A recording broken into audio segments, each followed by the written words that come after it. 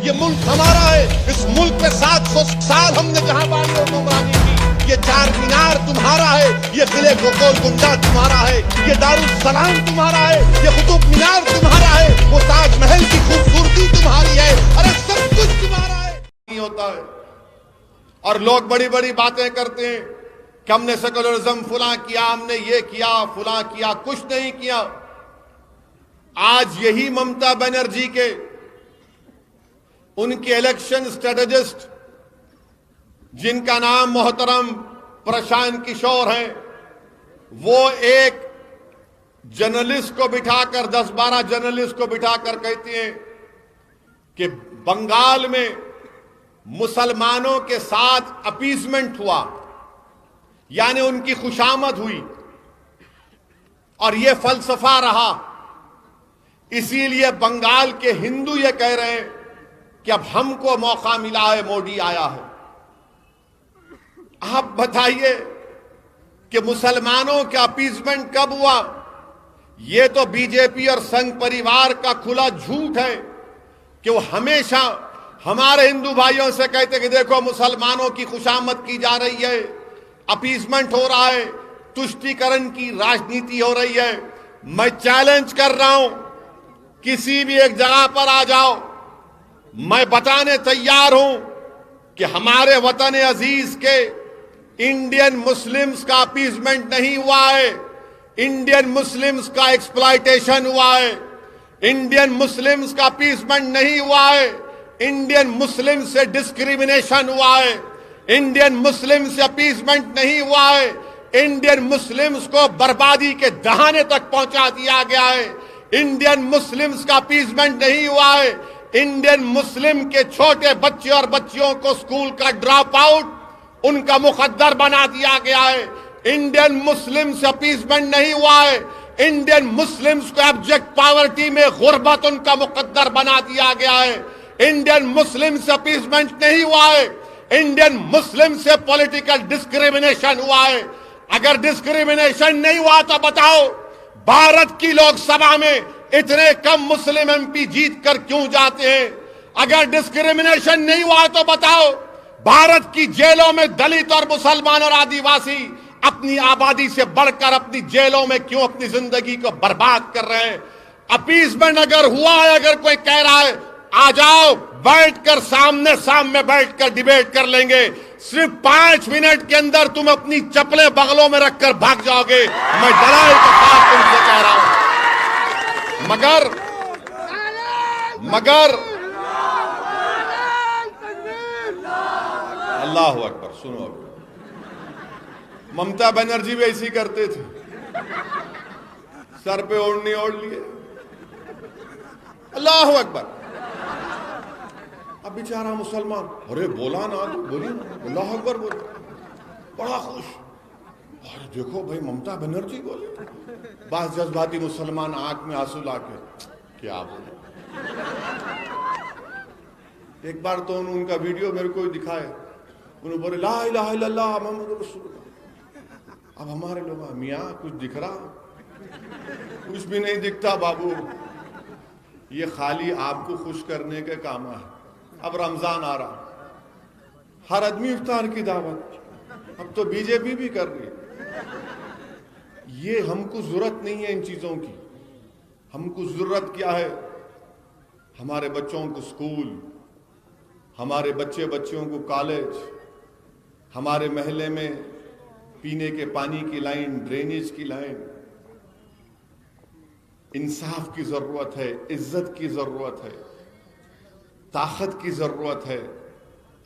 और आज भारत की जो सियासत है, मैं आपको जिम्मेदारी के साथ बता रहा हूं, एक मंसूबाबंद तरीके से, जिसको आप सेकुलर पार्टियां बोलते ना, मैं तो कम्युनल हूं, मेरे को तो डिग्री दे चुके हैं लोग, मेरे को कोई उससे फर्क नहीं पड़ता।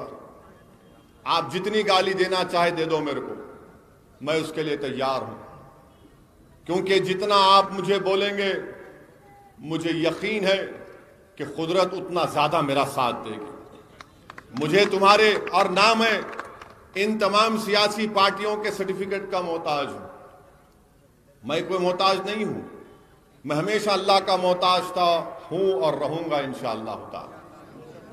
हम कोई सर्टिफिकेट के मोहताज नहीं है, मगर आपको मैं बता रहा हूं, आज हर इलेक्शन आप देख लो, बंगाल का इलेक्शन हो रहा, वहां पर टीएमसी की हुकूमत ने अपने इलेक्शन मैनिफेस्टो में लफ्ज मुसलमान को लिखना गवारा नहीं किया। आसाम में इलेक्शन हो रहा है, मगर वहां पर डराया जा रहा है कि कोई मुसलमान सीएम ना बन जाए।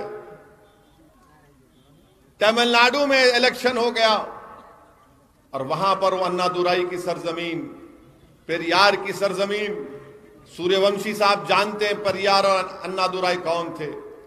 वहां पर डीएमके अपने इलेक्शन मैनिफेस्टो में बोलती है कि हम उन लोगों को 25,000 से 1 लाख रुपया देंगे जो काशी और मथुरा और दीगर मंदिरों को जाएंगे।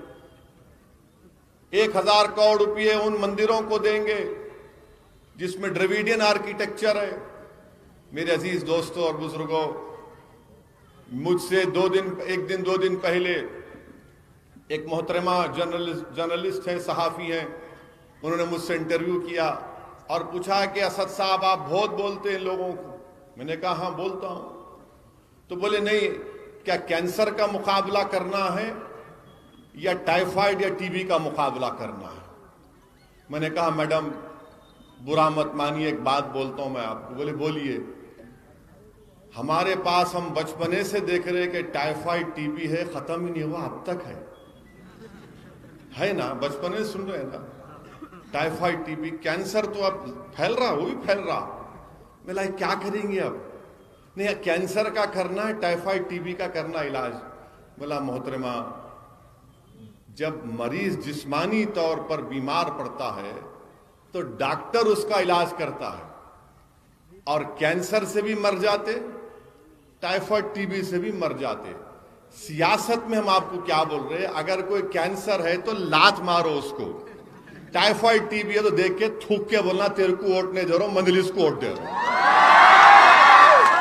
ये सियासत में है। जिस्मानी है, डॉक्टर से पूछो आप, नहीं कैंसर है, अरे मिला आपको ये टाइफाइड टीबी इतने साल से है तो कौन लेके आए उसको? सियासी तौर से अगर आप देख, कौन लेके आए उसको? और हर लोग बोलते नहीं, फिरका परस्ती बढ़ गई। फिरका परस्ती हमेशा थी और हमेशा रहेगी। फिरका परस्ती हमेशा थी और हमेशा रहेगी। अगर फिरका परस्ती नहीं थी तो बाबा साहब अम्बेडकर कैसा पार्लियामेंट का इलेक्शन हार गए? कैसा हार गए बाबा साहब अम्बेडकर? वो आदमी जिसने भारत का कॉन्स्टिट्यूशन आइन बनाया, उसको हरा दिया इन लोगों ने, ये जालिम लोगों ने।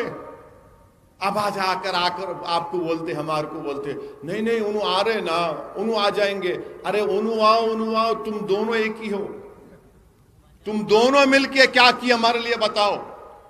आप बताइए कि जब मैं आज वो ऑडियो सुना जिसमें ममता बनर्जी के इलेक्शन स्ट्रेटेजिस्ट कह रहे हैं कि मुसलमानों से अपीसमेंट हुआ, ये फलसफा है। अरे हमारी बर्बादी के फसाने बन गए भारत में, मेरी बर्बादी के फसाने बन गए, और आप आकर मुझसे कहते हैं नहीं अपीसमेंट हुआ। मैं आपसे कह रहा हूं कि अपीसमेंट इसको कहते हैं कि रमजान आया, इफ्तार की दावत, एक मुशायरा कर दिए, कव्वाली कर दिए, हो गया। नहीं, इसकी हमको जरूरत नहीं है। मैं उन नौजवानों से अपील कर रहा हूं जो मेरी बात को समझ रहे हैं, उन बुजुर्गों से इल्तिजा कर रहा हूं, हमारी मां और बहनों से गुजारिश कर रहा हूं जो अपने घर में बैठकर इस दीवाने की आवाज को सुन रहे हैं, याद रखो, अगर आज आप उठकर अपनी जमात को मजबूत नहीं करेंगे, अगर आज आप अपनी आवाज को मजबूत नहीं बनाएंगे, अगर आज आप मुत्तहिदा तौर पर अपने वोट से अपनी पार्टी मजलिस इत्तेहादुल मुस्लिमीन को कामयाब नहीं करेंगे, अगर आज 2021 में इस मुल्क का दलित, इस मुल्क का मुसलमान, इस मुल्क का आदिवासी अगर मेरी इस बात को नहीं समझ रहा है तो याद रखो, नुकसान हमारा होगा। फिर रोकर शिकायत करने से कोई फायदा नहीं। हमको मुत्तहिद होना पड़ेगा। डरने और घबराने की जरूरत नहीं है। हमारी जिम्मेदारी नहीं है कि हम फिरका परस्ती को हराएं, जिम्मेदारी उन लोगों की है। अगर आज 306 बीजेपी के एमपी लोकसभा में है तो क्या इसका जिम्मेदार मैं हूं? बिदर से 2 मर्तबा बीजेपी का एमपी जीत गया तो क्या इसके जिम्मेदार आप हैं? क्या आपने बीजेपी को वोट दिया था लोकसभा के इलेक्शन में? कितने लोगों ने वोट नहीं दिया? हाथ उठाओ। डरो मत। कैसा जीता उन्हें? कैसा जीता? मैं आके बोला था ख्वाब में, मैं उड़ के आया था। कैसा जीता उन्हें? सोचो आप, हंसने का नहीं है, एक पैगाम और फिक्र लेकर जाओ। कैसा जीता वो? क्यों जीता वो? इसके जिम्मेदार आप नहीं है, इसके जिम्मेदार कांग्रेस पार्टी है, इसके जिम्मेदार कुमारस्वामी की पार्टी है, वो जिम्मेदार है। तुम अपने लोगों को नहीं रोक सक रहे, अपने वोटर को। यहां के दूल्हे भाई की तलवार बन के हमको बता रहे, वहां नहीं रोकते जाके। वहां भाग गया उन्हें मोदी के गोद में बैठ के चाय पी रहा। हमारे पास आकर बोलते हैं नहीं नहीं देखो उन्होंने आ गए ना, अब हमारे से मिलकर रहो। अरे तुम लोग उसको जिता रहे, हम नहीं जिता रहे। आपका वोटर भाग गया उधर, उन्हें आरएसएस की चड्डी और पैंट पहन के भाग गया। हम तो नहीं गए। मगर नहीं, आप लोगों सेकुलरिज्म को जिंदा रखना। अरे हम खुद मर जा रहे ना, कितनों को जिंदा रखेंगे?